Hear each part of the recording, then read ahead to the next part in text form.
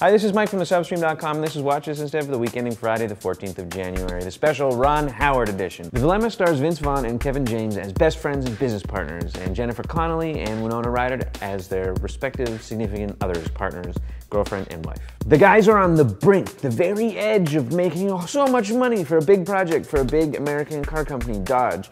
And that is exactly the moment when Vince Vaughn's character discovers that Kevin James's wife, who was played by Winona Ryder, is having infidelity on him. Thus the dilemma of the title. What do you do when you find out that your best friend's wife is putting the horns on him, right on the precipice of the most important moment of his and your career? Do you tell him and risk throwing everything off and messing up not only his marriage, but your whole business and everything too? Or do you keep quiet and let him not know about what's happening in the infidelities and unfaithfulness? Their job, by the way, which is treated in the film as if they're curing like bone cancer, is actually they're building a speaker that goes in the hood of an electric car that makes an electric car sound like a real car. And it shakes the car too.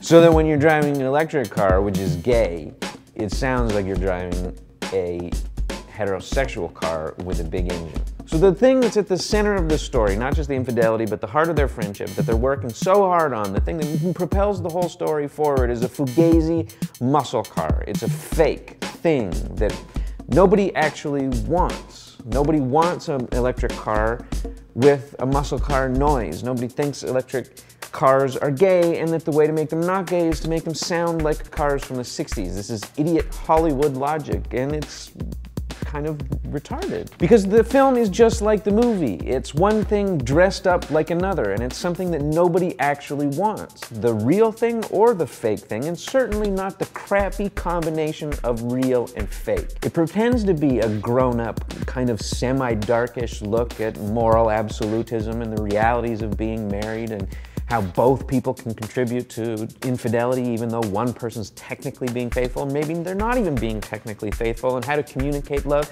But it's that kind of nugget, not done very well, surrounded by a wrapping paper of crappy, goofy comedy stylings. There's the wacky, funny-looking ethnic comic relief character who says inappropriate things in the midst of all this drama. There's Queen Latifah, who shows up out of nowhere and goes blue for no reason whatsoever.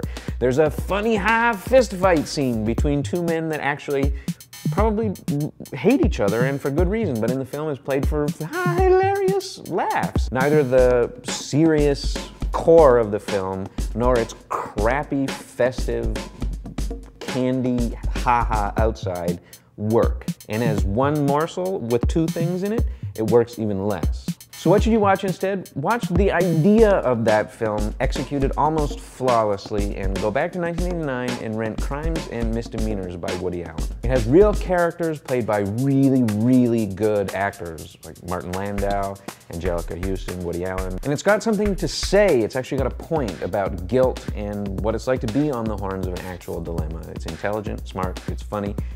And you should watch that instead of The Dilemma, which is just a nightmare.